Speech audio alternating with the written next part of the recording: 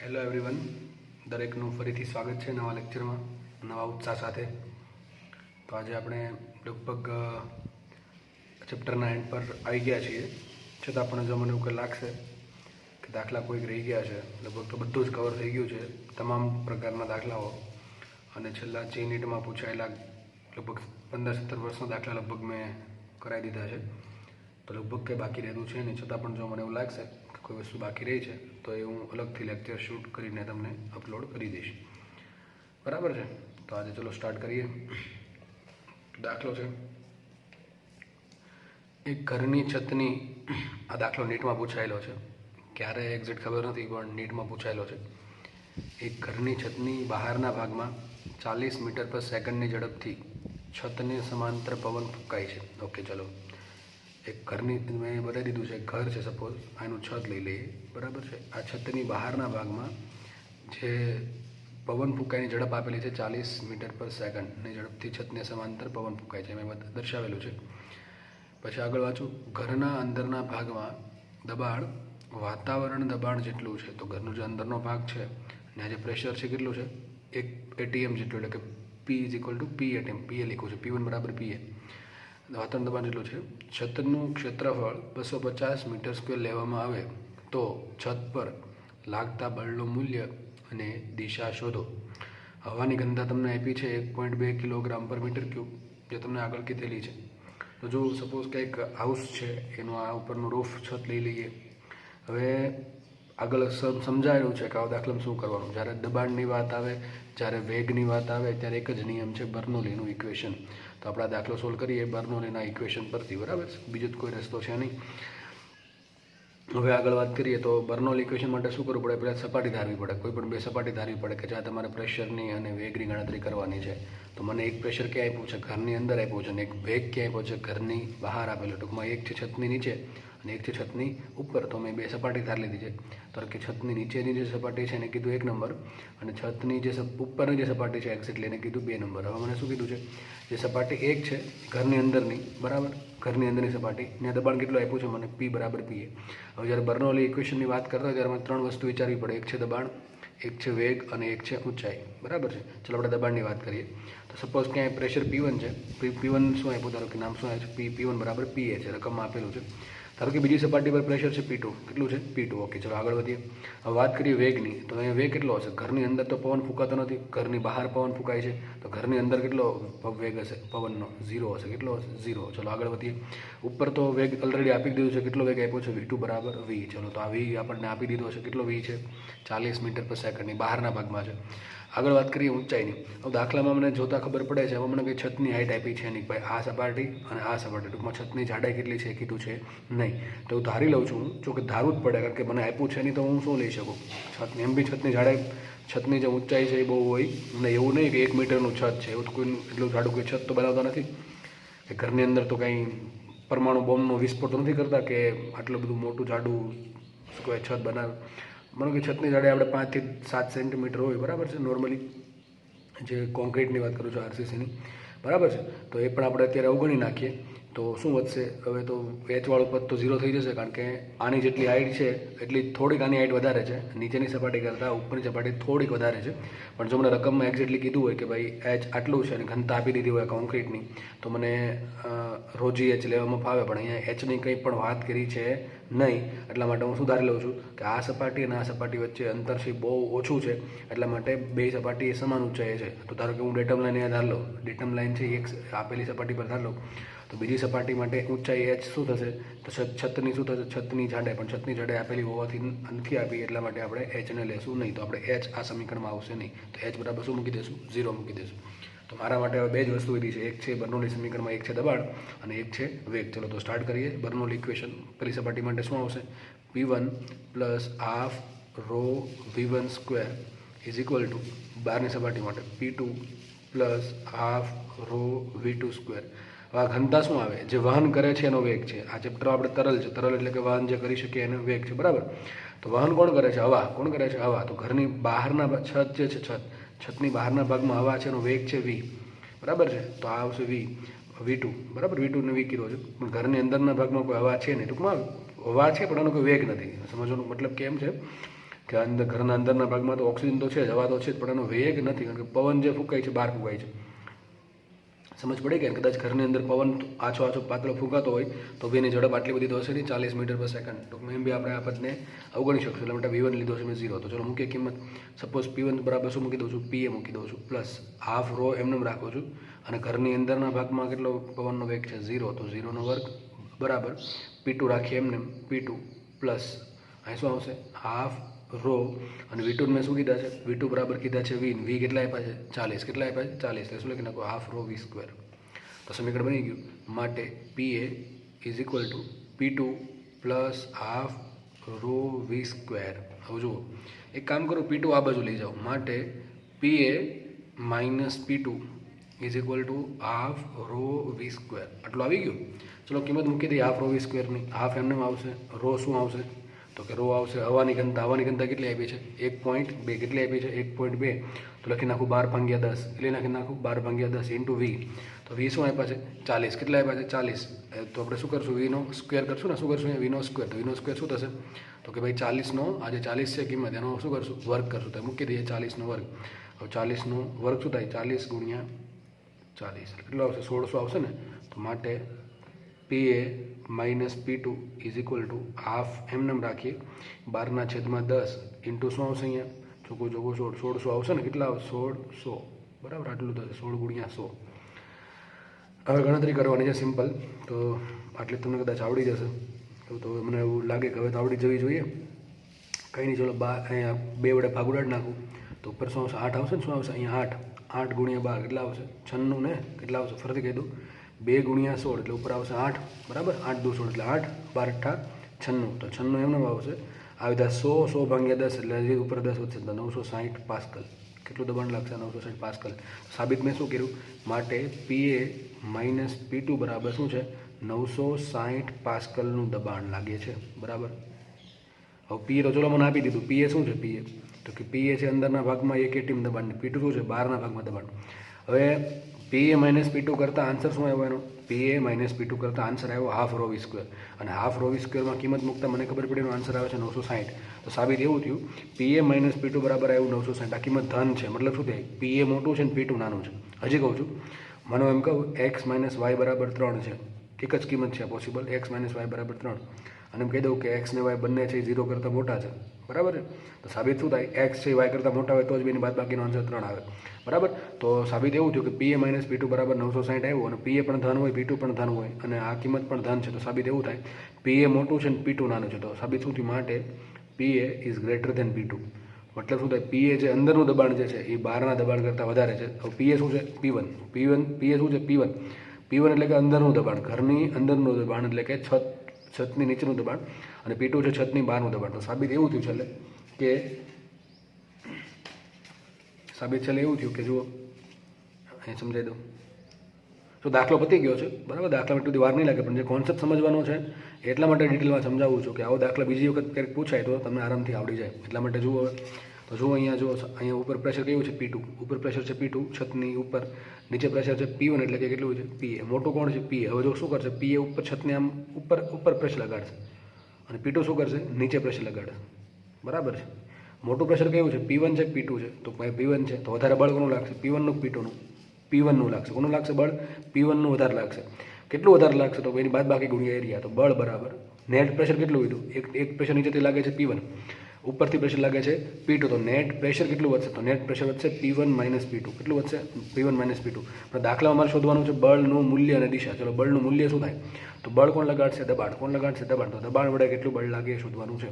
તો દબાણ વડે લાગશે બળ કેટલું P ઇન્ટુ એરિયા. દબાણ બરાબર બળ ભાગ્યા ક્ષેત્રફળ, તો બળ બરાબર દબાણ ગુણ્યા ક્ષેત્રફળ. અહીં બે સાઈડથી દબાણ લાગે છે, તો આપણે એક દબાણ લગાડશે નીચે તરફ બળ, અને એક દબાણ લગાડશે ઉપર તરફ બળ. એમાં જે દબાણ મોટું હશે એનું બળ મોટું હશે. તો આપણે જોઈ શકીએ અહીંયા કે P1 છે એ મોટું છે. શું સાબિત કર્યું આપણે હમણાં, P1 માઇનસ P2 બરાબર 960. P1 શું છે PA, તો PA માઇનસ P2 બરાબર 960 સાબિત કર્યા આપણે.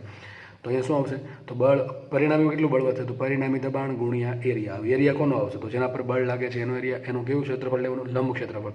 તો જોવાનું એરિયા કયો હશે, આવો છત કેવી રીતે હશે, આ રીતે હશે ને છત, સપોઝ કે આ રીતે છત છે, અમારો આ છે સપોઝ માનો છત છે, ઉપરથી પ્રેશર લાગે છે લંબરૂપે કયું P2 અને નીચેથી પ્રેશર લાગે છે, નીચેથી પ્રેશર લાગશે કયું P1. છતનો એરિયા કેવો થશે તો કે છતનો એરિયા તમને આપેલો છે કેટલો 250 મીટર સ્ક્વેર. એ છતનો એરિયા આપેલો છે, તો એરિયા આપણને મળી ગયો. તો આના પરથી આરામથી આપણને શું મળી જાય, એફ મળી જશે. એટલા માટે મેં અહીંયા શું ફાઇન્ડ કર્યું, PA - P2 ફાઇન્ડ કર્યું.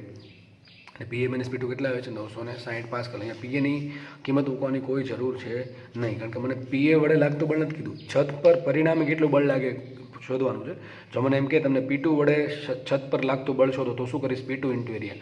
જો મને એમ કે અંદરના દબાણ વડે લાગતું બળ શોધો તો શું કરીશ, હું P1 ઇન્ટુ એરિયા કરીશ. પણ મને ખાલી બળ કીધું છે, ટૂંકમાં પરિણામી બળ કીધું છે. તો પરિણામી બળ કોના કારણે હશે, બંને દબાણનું પરિણામી બળ. બરાબર છે. તો કેટલું બળ આવશે, F = પરિણામી દબાણ ગુણ્યા એરિયા, P1 - P2. તો મુખ્ય કિંમત માટે F = P1 કેટલા છે, P1 - P2 છે 960 ઇન્ટુ 960 ગુણ્યા શું આવશે, એરિયા કેટલો છે 250 છે ને, 1 મિનિટ કેટલા આવશે 250 મીટર સ્ક્વેર. તો આ તમારો આન્સર ન્યૂટનમાં આવી જશે. હવે ગણતરી કરી દઈએ તો શું છે, અહીંયા 96 ગુણ્યા 25 ગુણ્યા 100 ન્યૂટન. હવે 96 ને કઈ રીતે ભાગ પાડશું વિચારો. મારી તો બુદ્ધિ આમ હાલે કે 24 ગુણ્યા 4 કરી નખાય. શું કરી નખાય ને, 24 ગુણ્યા 4 ગુણ્યા 25 ગુણ્યા 100 ન્યૂટન. બરાબર છે. આ 25 100 અને બીજા 100 થાય, કેટલી થશે 10ની 2 ઘાત. એટલે શું આવશે, F આ 10ની 2 ઘાત ને આ બીજી 10ની 2 ઘાત, તો શું આવશે 24 ગુણ્યા 10ની 4 ઘાત ન્યૂટન. તો આટલું બળ લાગશે. ફરીથી કહી દઉં, દબાણનો તફાવત તો 960 ગુણ્યા કરી નાખો એરિયા. એરિયા મને આપેલો છે રકમમાં 250 મીટર સ્ક્વેર. બધી વસ્તુ SIમાં છે, તો આ પાસ્કલમાં ગુણ્યા આ મેળો મીટર સ્ક્વેરમાં, pascal newton per metre square into metre square વધશે ન્યૂટન. તો આવશે 960 ગુણ્યા 250. આ પેલા બે મીંડા છે ને પેલા ભેગા કરી દીધા એટલે થઈ ગયા 100. બધા 96 ગુણ્યા 25. હવે આ જ્યારે 25 દેખે ને યાદ રાખો, જ્યારે પણ 25 દેખે ને તો શું કરવાનું, 4 લાવવાની ટ્રાય કરવાની. આજુબાજુ શું લાવવાની ટ્રાય કરવાની, 4 લાવવાની, 8 લાવવાની ટૂંકમાં. એ રીતે તો આપણે નોર્મલી 4 રાખીએ તો 25 તો એમને રહેવા દેવાના. બાજુની જે સંખ્યા છે એને કે 4 વડે ભાગ હાલે તો આ ચાલે. તો શું થાય, 24 ગુણ્યા 4 96. બરાબર છે. 24 ચોક 96, 48 દુ 96 એટલે કે 24 ચોક 96. તો 24 ગુણ્યા 4 96 અને 4 ગુણ્યા 25 શું થાય 100. તો આ 100 આવી ગયા. ઓલરેડી 100 બીજા હતા, તો આ 100ની 2 ઘાત, આ 100ની 2 ઘાત, કુલ ઘાત થઈ ગઈ 4. અને શું આન્સર આવશે, 24 10ની 4 ન્યૂટન. તો આ પ્રમાણે એ દાખલો, મારા મતે ઘણો દાખલો ઇઝી છે અને 1 મિનિટમાંથી જેવો દાખલો છે. બરાબર છે. આગળ વધીએ તો સિમ્પલ બર્નોલ ઇક્વેશનનો યુઝ કરવાનો હતો, અને થોડીક પણ બર્નોલ ઇક્વેશનની આઈડિયા હોય તો દાખલો આરામથી સોલ્વ થાય એવો દાખલો છે. થોડુંક મેં વધારે સ્ટેપ કર્યા છે, આટલા બધા સ્ટેપ કરવાની જરૂર નથી.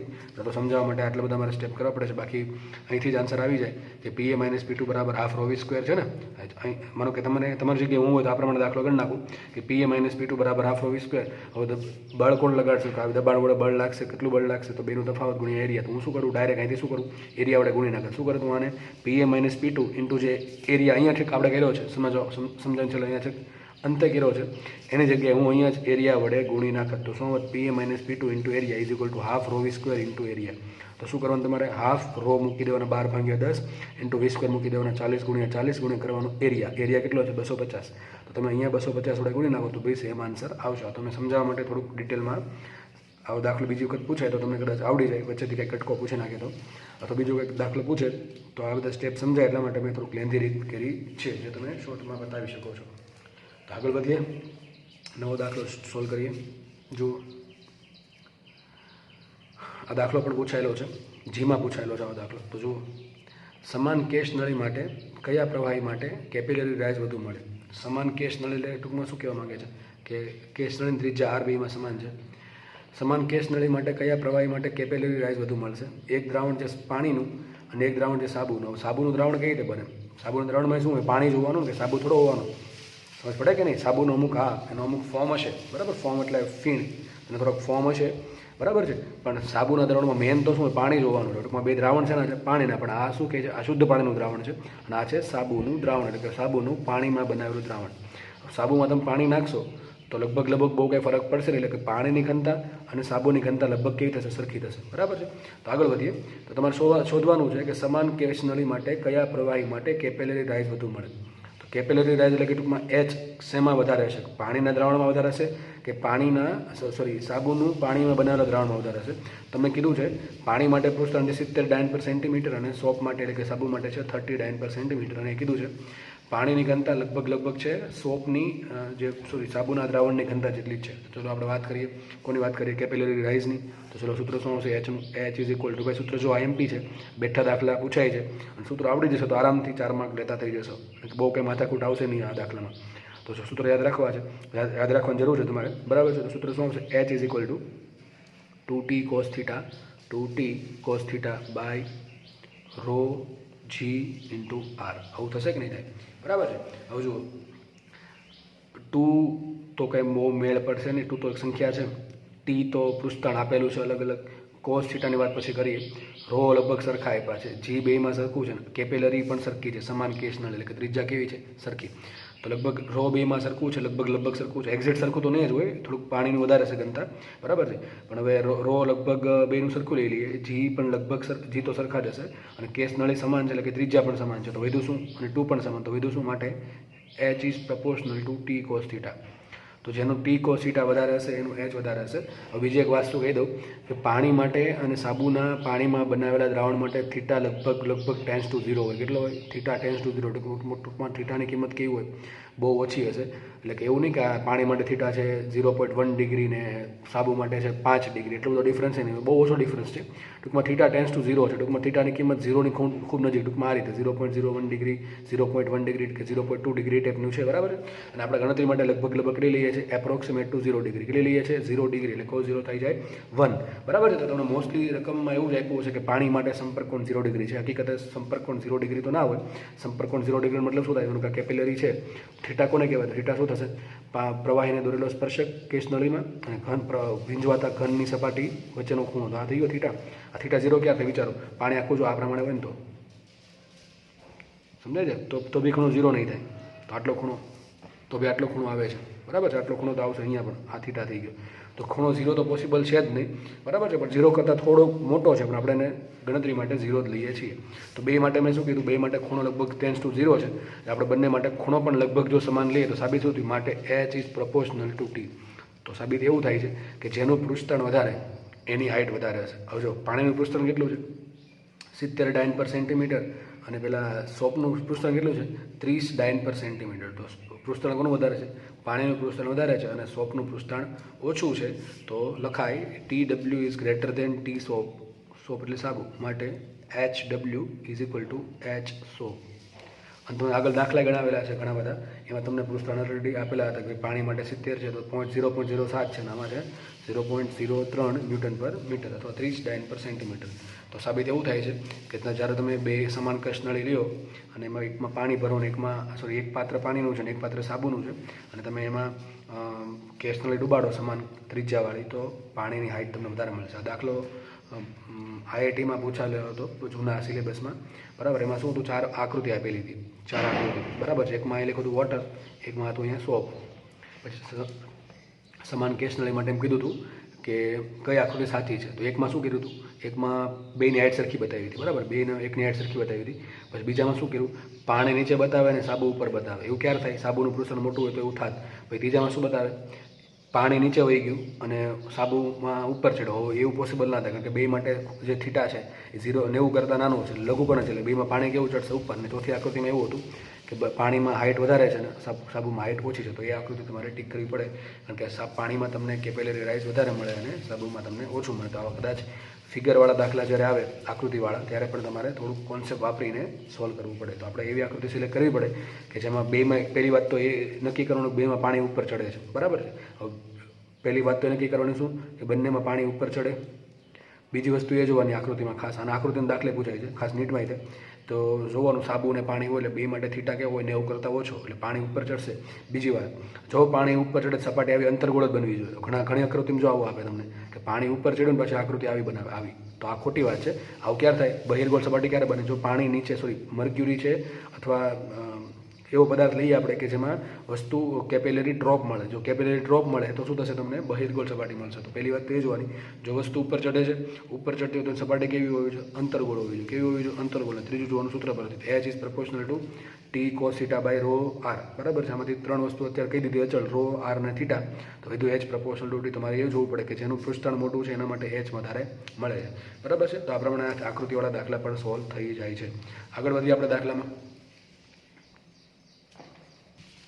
જો આગળનો દાખલો રકમ વાંચું છું, આ દાખલો જીમાં પૂછાયેલો છે.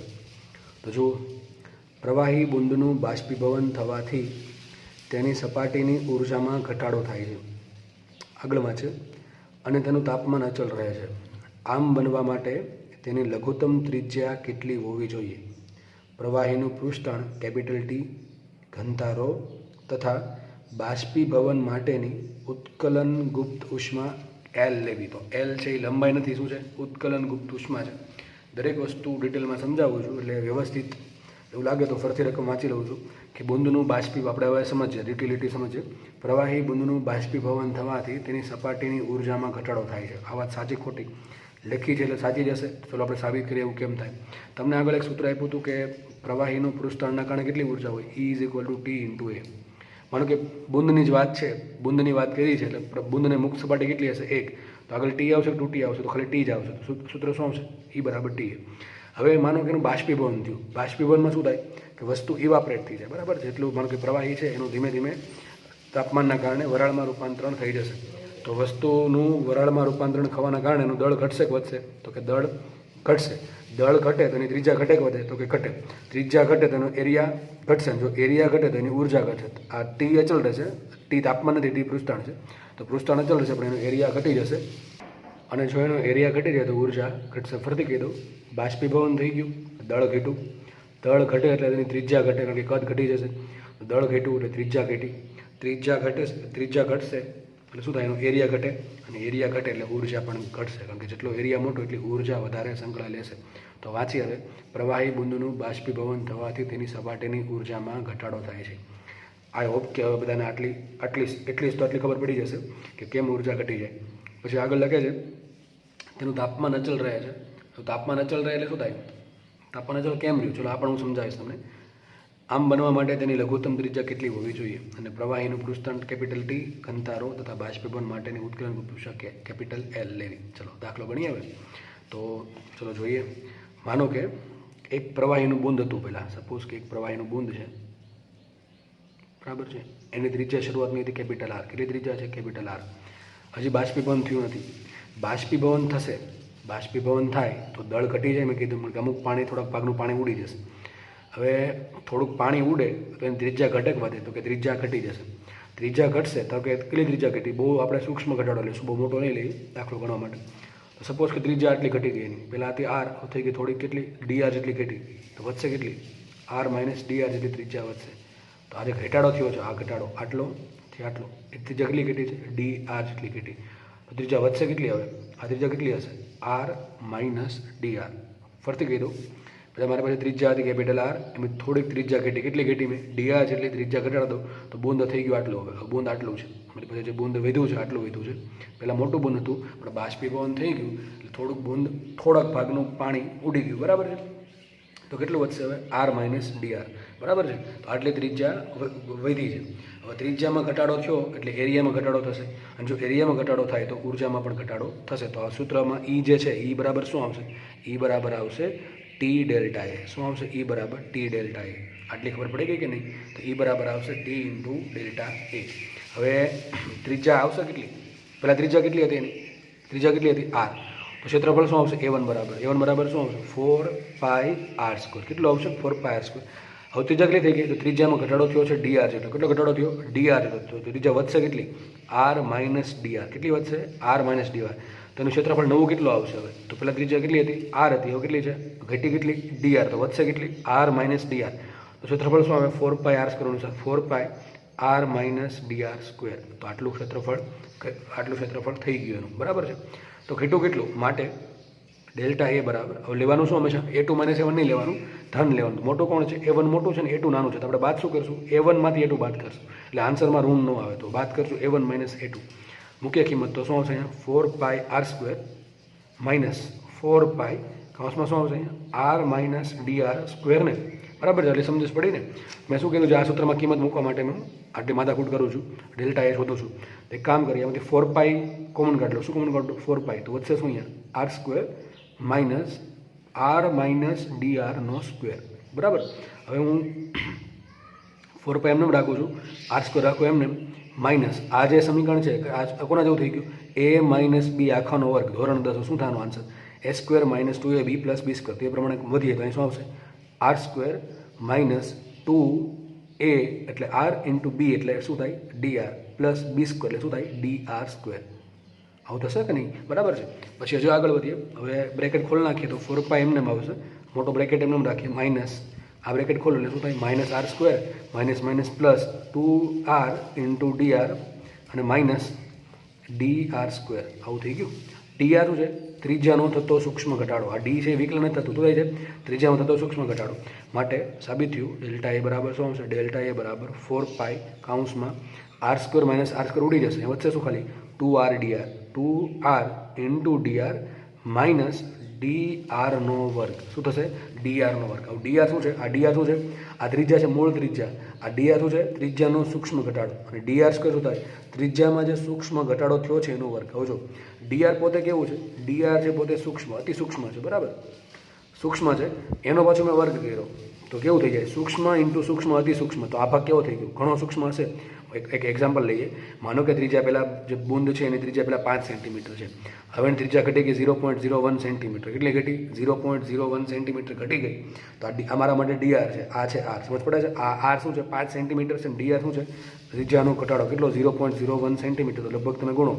હવે તમે આનો વર્ક કરો પાછો 0.01નો વર્ક કરો તો કેટલો આવશે 0.0001. તો બહુ નાનું થઈ ગયું. એટલે આને શું કરશું આપણે અવગણી નાખશું. આને શું કરશું આપણે ટેન્સ ટુ 0 મૂકી દઈએ એટલે શું થાય અવગણાઈ જાય. તો આના બરાબર શું મૂકી દઉં 0 મૂકી દઉં તો મારે સાબિત થાય કેટલો એરિયા બદલશે. તો આન્સર આવશે 4π કાઉન્સમાં આના બરાબર શું મૂકી દઉં છું 0. ડીઆર સ્ક્વેરને હું અવગણી નાખું છું. ટૂંકમાં અવગણવું છું એટલે થોડીક ત્રુટી તો આવવાની જ છે આન્સરમાં, પણ તો બી આપણે જો આને અવગણીએ તો આને બરાબર 0 મૂકી દઉં. શું આન્સર આવશે 2r ડીઆર. તો સાબિત શું થયું કેટલો એરિયામાં ચેન્જ થાય તો એરિયામાં ચેન્જ થશે 8π r ઇન્ટુ ડીઆર. તો આટલો એરિયા ઘટી જશે એનો. આટલો એરિયા ઘટે તો ઉર્જા કેટલી ઘટશે એની ઉર્જા કેટલી આ ઘટશે વધશે ઘટશે કેટલી ઉર્જા ઘટશે t into 8π r into d r. તો આટલી ઉર્જામાં ઘટાડો થયો. આને આપી દઉં સમીકરણ નંબર 1. આટલી ઉર્જા ઘટશે કોના કારણે સપાટીમાં શું કહેવાય ચેન્જ થવાના કારણે, સપાટીનું ક્ષેત્રફળ ઘટવાના કારણે આટલી ઉર્જા ઘટી જશે. કેટલી ઘટશે 8π tr dr. હવે આગળ વધીએ. હવે બીજી વાત આવી બાષ્પીભવનની. હવે જો રકમ શું કહે છે તેનું તાપમાન અચલ રહે છે. હવે આની વાત કરીએ. આ શું કામ લખ્યું છે સોરી દેખાતું નહીં એટલે માટે સોરી કહું છું. તેનું તાપમાન અચલ રહે છે બરાબર, તાપમાન અચળ છે. અને બીજું કંઈ લખે છે કે પ્રવાહીની પૃષ્ઠતાણ એ નહીં બાષ્પીભવન માટેની ઉત્કલન ગુપ્ત ઉષ્મા છે L. હવે આ સમજાવું ડિટેલમાં. થર્મોડાયનેમિક્સમાં થોડાક ઉતરીએ તો એક એક્ઝામ્પલ લઈએ. દાખલામાં થોડીક વાર લાગશે સમજતા બરાબર, પણ એક વખત સમજાઈ જશે એટલે ટોપિક અથવા કોન્સેપ્ટ ક્રિસ્ટલ ક્લિયર થઈ જશે. તો જુઓ આપણે એક શબ્દ પકડ્યા છે. જુઓ પહેલાં તમે શું કીધું પ્રવાહીની બાષ્પીભવનથી ઉર્જા ઘટે. તો મેં અત્યાર સુધી એ જ સમજાવ્યું કે ઉર્જા કેમ ઘટશે અને આપણે એ પણ સાબિત કર્યું કેટલી ઘટશે કે ત્રિજ્યા મારી ડીઆર જેટલી ઘટે તો આટલી એની ઉર્જા ઘટે. આવો દાખલો તમને પૂછાઈ પણ શકે કે ખાલી આટલો દાખલો પૂછાય બરાબર. તો શું આન્સર આવશે 8π 2r ડીઆર જેટલી એની ઉર્જા ઘટશે. હવે આપણે આગળ એ વધીએ છીએ કે એનું બાષ્પીભવન થાય શું થાય એક્ઝેક્ટલી. જુઓ માનો કે મારી પાસે એક એક્ઝામ્પલ લઈએ 80 ડિગ્રી સેન્ટીગ્રેડ વાળું પાણી છે. શું છે પાણી. ચલો મારે આને કન્વર્ટ કરવું છે 101 ડિગ્રી સેન્ટીગ્રેડ વાળી વરાળમાં. તો હું શું કરીશ પાણીને ગરમ કરીશ તો શું થશે એનું તાપમાન ધીમે ધીમે વધશે. તો કે તાપમાન થઈ ગયું 100 ડિગ્રી સેન્ટીગ્રેડ. કેટલું થઈ ગયું ધીમે ધીમે 100 ડિગ્રી સેન્ટીગ્રેડ વાળું થઈ ગયું પાણી. હવે માનો કે તમારી પાસે તાપમાન પાણી છે અને તમે ધીમે ધીમે તાપમાન વધારો છો એટલે પાણી સીધું 80માંથી 85 90 95 99.99 અને ધારો કે સીધું 100 થઈ ગયું. એક સમય એવું થઈ ગયું તાપમાન થઈ ગયું 100. જેવું તાપમાન 100 થયું એટલે સીધું પાણીનું વરાળ થઈ જાય. સીધું આમ પાણી હતું ગાયબ થઈને સીધું વરાળ બની ગયું. એવું થાય કે કંઈ ભૂત પ્રેત આવે એમાં ના, એવું તો થતું નથી. એટલે જેવું પાણી 100 ડિગ્રી થયું એટલે સીધું પાણીનું વરાળ થશે નહીં, પાણી હજી રહેશે. તો હવે શું થાય તમારે માનો કે તમે 100 ડિગ્રી વાળું પાણી બનાવી નાખ્યું. હવે તમે પેલું ગેસ કે બર્નર બંધ કરી દો તો પાણી વરાળમાં રૂપાંતર થાય કે નહીં થાય કેમ કે પાણીનું તાપમાન ધીમે ધીમે ઘટશે. તો મારે શું કરવું પડે છે મારે 100 ડિગ્રી વાળું પાણી મળ્યા છતાં પણ મારે હજી ઉષ્મા તો બહારથી આપવી જ પડે છે. બહારથી હું શું કરું છું ઉષ્મા તો એડ કરું જ છું. તો ઉષ્મા બહારથી આવે છે ઉષ્મા આવે છે પણ છતાં પાણીનું તાપમાન વધતું નથી. પાણીનું તાપમાન 100નું 100 જ રહે છે. પણ હવે શું થાય ધીમે ધીમે અમુક ભાગનું વરાળમાં રૂપાંતરણ થશે. જ્યારે સમગ્ર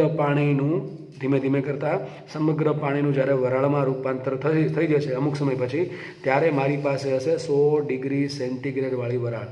શું હશે મારી પાસે 100 ડિગ્રી સેન્ટીગ્રેડ વાળી વરાળ. તો મારું અહીંયા આ જ સમજવાનું છે. આપણે આજે સમજવાનું છે આ જ સમજવાનું છે. પછી શું થશે, 1 મિનિટ પહેલાં આ પછી સમજાવું, પહેલાં આ પ્રોસેસ પૂરી કરી લઈએ. હવે જેવી મારી પાસે 100 ડિગ્રી સેન્ટીગ્રેડવાળી વરાળ આવી એટલે હું શું કરું, હજી એને ઉષ્મા આપું છું, બહારથી ગેસથી ઉષ્મા આપવાનું ચાલુ કરું છું. એટલે ધીમે ધીમે હવે વરાળનું તાપમાન વધીને થઈ જશે 101 ડિગ્રી સેન્ટીગ્રેડ. તો આ પ્રમાણે મારે 80 ડિગ્રી સેન્ટીગ્રેડવાળા પાણીને વરાળમાં રૂપાંતર કર્યું. 3 સ્ટેપ આવ્યા એમાં. કયા 3 સ્ટેપ? 80 ડિગ્રી સેન્ટીગ્રેડ પાણીને કન્વર્ટ કર્યું 100 સેન્ટીગ્રેડ પાણીમાં, 100 સેન્ટીગ્રેડ પાણીને કન્વર્ટ કર્યું 100 સેન્ટીગ્રેડ વરાળમાં, અને 100 સેન્ટીગ્રેડ વરાળને કન્વર્ટ કરી 101 સેન્ટીગ્રેડ વરાળમાં. બરાબર છે. તો આ 3 સ્ટેપમાં મારે પ્રોસેસ કરવી પડશે. હવે જુઓ, અહીંયા પણ પાણી છે, અહીંયા પણ પાણી છે, તો ફેઝ ચેન્જ થયો નથી. ફેઝ એટલે અવસ્થા. અહીંયા કઈ અવસ્થા છે? આપણે મોસ્ટલી 3 અવસ્થાની વાત કરીએ. ઘન પ્રવાહી હોય તો કઈ અવસ્થા છે? પ્રવાહી. તો અહીંયા પણ પ્રવાહી છે, અહીંયા પણ પ્રવાહી છે, તો ફેઝ એટલે કે અવસ્થા ચેન્જ થઈ નથી. અહીંયા પાણી છે, અહીંયા વરાળ છે, એટલે કે અહીંયા પ્રવાહી છે, અહીંયા વાયુ છે, તો અહીંયા અવસ્થા ચેન્જ થાય. શું થાય છે? અહીંયા અવસ્થામાં ચેન્જ આવ્યો, એટલે કે શેમાં ચેન્જ આવ્યો? ફેઝમાં. ફેઝ ચેન્જ થાય છે. પણ અહીંયા વરાળ છે, પાછી પણ અહીંયા વરાળ છે, તો ટૂંકમાં અહીંયા પણ ફેઝમાં ચેન્જ થતો નથી. યાદ રાખો, જ્યારે ફેઝ ચેન્જ થતો ન હોય, એટલે કે એક જ ફેઝમાં તમે હો, તો સૂત્ર આવશે Q બરાબર MS ડેલ્ટા T. આ બધું ભણાવેલું છે. એસને શું કહેવાય? Specific heat. અને જ્યારે વાયુની વાત કરતા હોય તો શું આવે છે? CP ને CV પણ આવે. તો આપણે આની ચર્ચા હું ડિટેલમાં અત્યારે નથી કરતો. આની ચર્ચા લગભગ 90% જેટલી તો મેં વાયુના ગતિવાદમાં કરી છે, અને બાકીની જે બાકી છે એ થર્મોડાયનેમિક્સમાં પણ ફરીથી રિવિઝન કરી દઈશ. વાત આપણે અહીં નહીં કરીએ. તો જો અહીંયા પણ સૂત્ર શું આવશે? તો અહીંયા વરાળ છે, અહીંયા પણ વરાળ છે. સૂત્ર અહીંયા શું આવશે? Q બરાબર MS ડેલ્ટા T.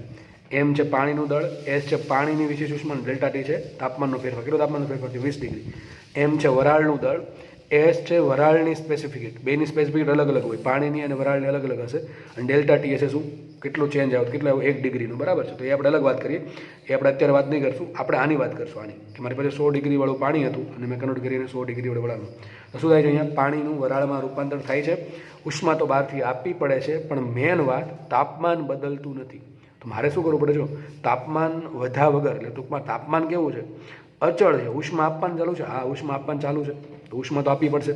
તો Q ઉષ્મા આપવી પડશે, પણ તાપમાન કેવું છે? અચળ. તો એવી પ્રક્રિયા કે જેમાં તાપમાન અચળ રહેતું હોય અને ઉષ્મા આપવી પડતી હોય. તો જો આજે ઉષ્મા આપવી પડે છે, એનું કામ તાપમાન વધારવામાં થતું નથી. આજે ઉષ્મા તો હું આપું જ છું, બહારથી ગેસ તો ચાલુ જ છે, પણ તાપમાન તો વધતું નથી. મોસ્ટલી આપણે શું થાય? કોઈ પણ વસ્તુને ગરમ કરીએ તો તાપમાન ધીમે ધીમે વધે, પણ આ પ્રક્રિયામાં ઉષ્મા આપવા છતાં પણ, ગરમ કરવા છતાં પણ તાપમાન વધતું છે નહીં. તો કંઈક હીટ કંઈક ખોવાઈ જાય છે, હીટ કંઈક ગુપ્ત થઈ ગઈ. એટલે એના માટે શું કીધું? ગુપ્ત ઉષ્મા. શું કીધું આને? ગુપ્ત ઉષ્મા. કેટલા માટે ગુપ્ત કીધી? કે આ જે હીટ જે છે, આ જે ઉષ્મા જે છે, એનો ઉપયોગ તાપમાન વધારવામાં થતો નથી. તો આનો ઉપયોગ ક્યાં થાય છે? આનો ઉપયોગ થાય છે અવસ્થામાં ચેન્જ કરવામાં. અહીંનું પાણી હતું ને અહીંયા વરાળ હતી, ભાઈ પાણીમાંથી વરાળ ડાયરેક્ટ ન મળે તમને. બરાબર છે. તો મારી પાસે 100 ડિગ્રીવાળું પાણી હોય, બરાબર છે, બહારથી હું ધીમે ધીમે એને હીટ આપ્યા કરીશું, ધીમે ધીમે એ 100 ડિગ્રીવાળી વરાળમાં રૂપાંતરણ થઈ જશે. તો જો હું 100 ડિગ્રીવાળું પાણી લઉં, 100 ડિગ્રીવાળું વરાળ લઉં, બેન તાપમાન કેવું છે? બેન તાપમાન સરખું છે, પણ વધારે હીટ કોની પાસે હશે? વરાળ પાસે હશે. કેમ હશે? કે તમે 100 ડિગ્રીવાળા પાણીને નવી કંઈક ઉષ્મા આપી, ક્યાં ગઈ હશે? વરાળ બનવામાં ગઈ હશે. બરાબર છે. તો વરાળ પાસે વધારાની ઉષ્મા હોય. સરખા તાપમાન રહેલા પાણી અને વરાળમાં વરાળ પાસે વધારે ઉષ્મા હશે, ને વધારાની ઉષ્માને કહેવાય ગુપ્ત ઉષ્મા. શું કહેવાય? ગુપ્ત ઉષ્મા. તો તમને ખબર છે કે એક પેલું આપણે કારણ આવતું કે પાણી કરતાં વરાળ છે વધારે દજાડે છે. કારણ શું છે? કે વરાળ પાસે વધારાની ઉષ્મા રહેલી હોય. આનાથી ઉલટું છે. જ્યારે તમે 100 ડિગ્રીવાળી વરાળમાંથી 100 ડિગ્રીવાળું પાણી બનાવો, ઉલટું કરો, તાપમાન ઘટાડો, તો જેવું તમારું તાપમાન વરાળનું 100 થયું, બરાબર, સીધું વરાળનું પાણીમાં રૂપાંતરણ નહીં થાય, ધીમે ધીમે રૂપાંતરણ થશે. આમાં શું થાય? તમને ઉષ્મા સામેથી મળશે, કારણ કે વરાળ પાસે પહેલેથી ઉષ્મા હતી, કઈ? ગુપ્ત ઉષ્મા. એ ધીમે ધીમે તમને મળશે. યાદ રાખો, જ્યારે 100 ડિગ્રીવાળી વરાળનું પાણીમાં રૂપાંતરણ થાય, એટલે 100 ડિગ્રી પાણીમાં, ત્યારે તમને ઉષ્મા મળશે. અને મારે 100 ડિગ્રીવાળા પાણીને 100 ડિગ્રીવાળા વરાળમાં કન્વર્ટ કરવું હોય તો મારે બહારથી ઉષ્મા આપવી પડશે, અને એને કહેવાય ગુપ્ત ઉષ્મા. અહીંયા પાણીનું વરાળમાં, એટલે કે પ્રવાહીનું વાયુમાં રૂપાંતરણ થાય છે, એટલા માટે કહેવાને ઉત્કલન ગુપ્ત ઉષ્મા. એનાથી ઊંધું છે. માનો કે મારી પાસે 0 ડિગ્રી સેન્ટીગ્રેડવાળો બરફ છે, એને 0 ડિગ્રી સેન્ટીગ્રેડવાળા પાણીમાં કન્વર્ટ કરવો છે, તો ધીમે ધીમે શું કરવું પડશે? બરફને ઉષ્મા આપવી પડશે, બરફને ગરમ કરવો પડશે. ધારો કે તાપમાન -5 હતું પહેલાં, -5માંથી ગરમ કર્યું, થઈ ગયું 0 ડિગ્રી સેન્ટીગ્રેડ. જેવો બરફ 0 ડિગ્રી સેન્ટીગ્રેડ આવ્યો, સીધો 0 ડિગ્રીવાળું પાણીમાં કન્વર્ટ થશે નહીં. મારે બહારથી ઉષ્મા આપ્યા જ કરવી પડશે. હવે ધીમે ધીમે શું કરશે? બરફ ઉષ્મા લેશે, પણ તાપમાન વધશે નહીં. તો આજે ઉષ્મા ક્યાં જાય છે? તો કે આ બરફ કેવો હોય? ઘન પદાર્થને. પ્રવાહી કેવું છે? પાણી કેવું છે? પ્રવાહી. તો આજે ઉષ્મા છે એનો ક્યાં યુઝ થશે? ઘનનું પ્રવાહીમાં રૂપાંતરણ કરવામાં. એટલે કે ક્યાં યુઝ થશે? અવસ્થા ચેન્જમાં એટલે કે ફેસ ચેન્જ કરવામાં યુઝ થશે. તો આને પણ ગુપ્ત ઉષ્મા કહેવાય. બરફ પોતે ઉષ્મા લઈ લે છે પણ તાપમાન વધારતો નથી, એટલા માટે શું કીધું આને ગુપ્ત ઉષ્મા. તો આ પણ ગુપ્ત ઉષ્મા છે, આ પણ ગુપ્ત ઉષ્મા છે, પણ અહીંયા પ્રવાહીનું વાયુમાં રૂપાંતરણ થાય છે, અહીંયા ઘનનું પ્રવાહીમાં રૂપાંતરણ થાય છે. ટૂંકમાં બેમાં અલગ અલગ ફેસ છે. અહીંયા પ્રવાહીનું વાયુમાં, અહીંયા ઘનનું પ્રવાહીમાં. ટૂંકમાં ફેસ બેમાં કેવા છે? અલગ અલગ છે, એટલે બેના અલગ અલગ નામ આપ્યા. બેનું નામ ગુપ્ત ઉષ્મા જ છે, પણ અહીંયા પ્રવાહીનું વાયુમાં રૂપાંતરણ થયું એટલે શું કીધું આને? ઉત્કલન ગુપ્ત ઉષ્મા. શું કીધું આને? ઉત્કલન ગુપ્ત ઉષ્મા. અહીંયા ઘનનું પ્રવાહીમાં રૂપાંતરણ થયું એટલે શું કીધું આને? ગલન ગુપ્ત ઉષ્મા. તો ગલન ગુપ્ત ઉષ્મા લાગુ પડે ઘન પ્રવાહી પદાર્થને, ઘનનું પ્રવાહીમાં કે પ્રવાહીનું ઘનમાં રૂપાંતરણ થાય ત્યારે. અને ઉત્કલન ગુપ્ત ઉષ્મા લાગુ પડે પ્રવાહી અને વાયુને, પ્રવાહીનું વાયુમાં કે વાયુનું પ્રવાહીમાં રૂપાંતરણ થાય ત્યારે. હવે ક્વેશ્ચન થાય કે સર મારે ઉષ્મા આપી કેટલી, મારી પાસે કેટલી ઉષ્મા આપવી પડે? યાદ રાખો સૂત્ર Q બરાબર m ઇન્ટુ L. બહુ સિમ્પલ સૂત્ર છે. શું સૂત્ર આવે? Q બરાબર m ઇન્ટુ L. જો એ તાપમાન નહીં આવે. ઘણા કે સર મારે આ સૂત્ર વાપરવું છે MS ડેલ્ટા ટી. અરે ભાઈ MS ડેલ્ટા ટી એ ચાલે જ નહીં. ડેલ્ટા ટી કેટલું છે જુઓ, ડેલ્ટા અહીં તાપમાન 100 છે, અહીં તાપમાન 100 છે, તો તાપમાનનો ફેરફાર કેટલો? 0. તાપમાનમાં ફેરફાર 0 છે, તો સૂત્ર આ તો ચાલવાનું નથી MS ડેલ્ટા ટી વાળું. આમાં ડેલ્ટા ટી તો 0 થઈ જશે, તો ઉષ્મા 0 થઈ ગઈ. તો નવું સૂત્ર છે, એનું સૂત્ર છે Q બરાબર m ઇન્ટુ L. M છે તમારે કેટલા પદાર્થને રૂપાંતરણ કરવો છે એનું દળ, અને L છે એની ગુપ્ત ઉષ્મા. હવે એ ગલન ગુપ્ત ઉષ્મા હોઈ શકે અથવા ઉત્કલન ગુપ્ત ઉષ્મા હોઈ શકે. આપણે રકમમાં છે, આપણામાં આપણે કઈ રકમમાં કઈ ઉષ્મા આપી છે? ઉત્કલન ગુપ્ત ઉષ્મા. કેમ ઉત્કલન ગુપ્ત ઉષ્મા આપી? અરે ભાઈ પ્રવાહીનું બુંદ છે, જો સમજ પડવી જોઈએ, એક એક શબ્દ સમજો, બરાબર છે. ઉત્કલન ગુપ્ત ઉષ્મા. ઉત્કલન શબ્દ શું કામ આવ્યો અહીંયા? કે પ્રવાહી છે એનું બાષ્પીભવન થયું, તો પ્રવાહીનું બાષ્પીભવન થાય ત્યારે પ્રવાહીનું વરાળમાં રૂપાંતરણ થાય છે. તો અહીંયા પ્રવાહીનું વાયુમાં રૂપાંતરણ થાય છે, એટલા માટે આવશે ઉત્કલન ગુપ્ત ઉષ્મા. કેટલી છે? L. ચલો હવે દાખલો ગણીએ. બરાબર, દાખલો જે અડધો ગણ્યો છે આપણે, અડધો દાખલો બાકી છે. હવે જુઓ,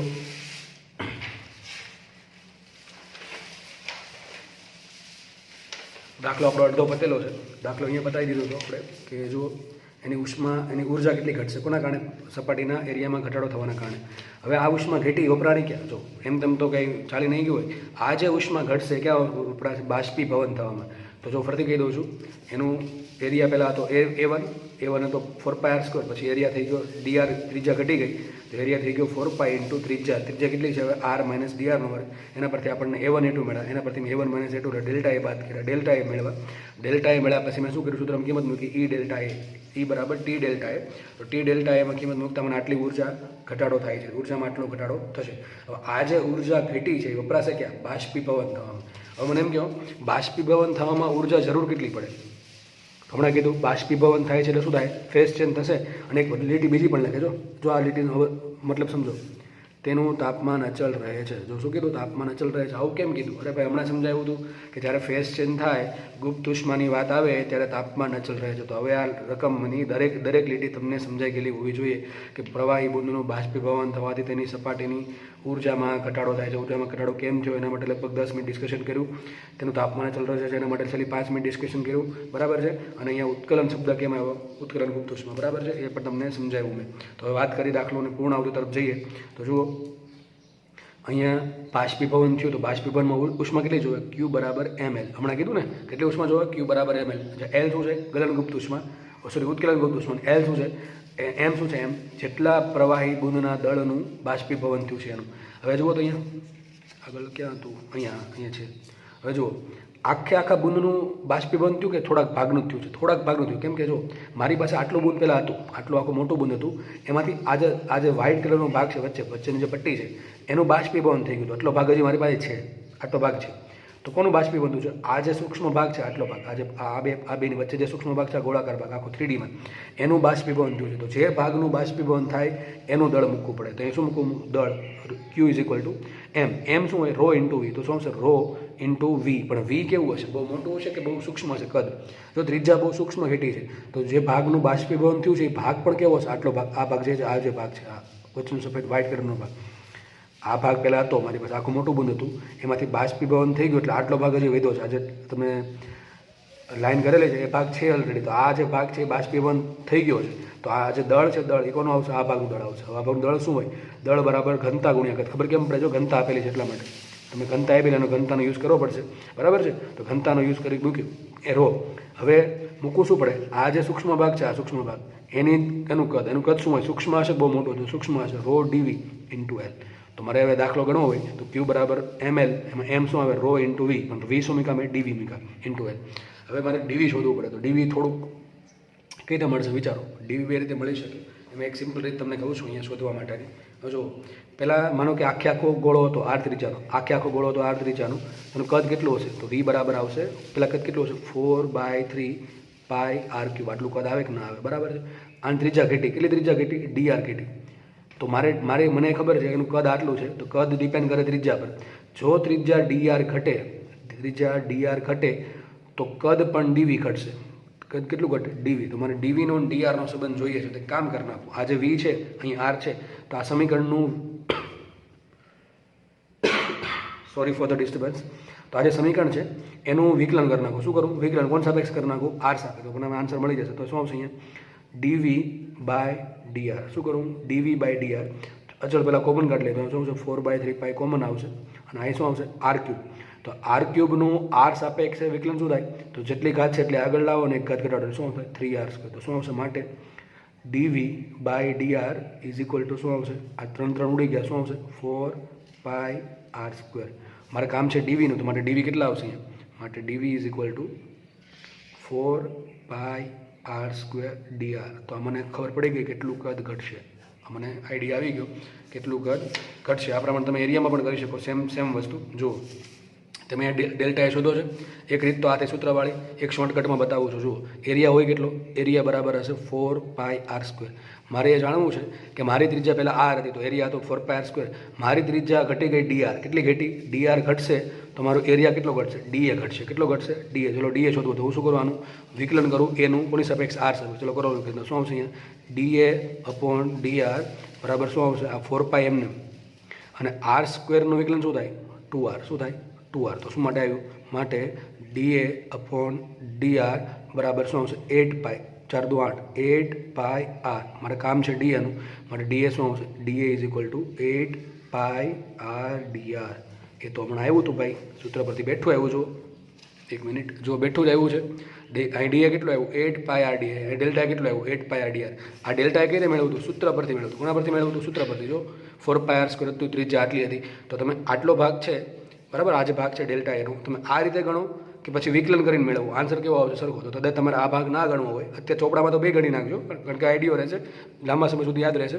આ તો તમને બે રીતે સાબિત કરી દીધું, બરાબર છે. તમે ડેલ્ટા એ આ પ્રમાણે ગણો કે પછી આ પ્રમાણે વિકલન કરીને ગણો, એમાં કંઈ ફરક પડશે નહીં. એ જ પ્રમાણે પહેલાં કદ કેટલું હતું 4/3 પાયર ક્યુબ આ હતું.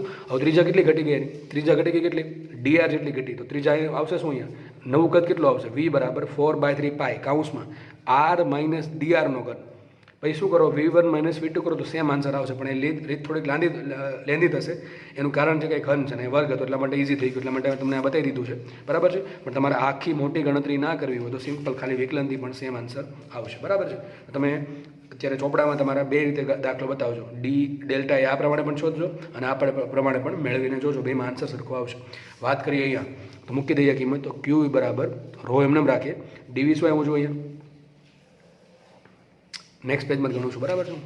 તો આપણે ક્યુ હતું રો ડીવીએલ, તો ક્યુ મને મળ્યું બાષ્પીભવન થવા માટે કેટલી ઉષ્મા જરૂર પડશે, તો બાષ્પીભવન થવા માટે જરૂર પડશે ઉષ્મા ક્યુ બરાબર ml. એમ હતું રો ડીવી ઇન્ટુ એલ, મને રો મળી ગયું, રો એમ છે.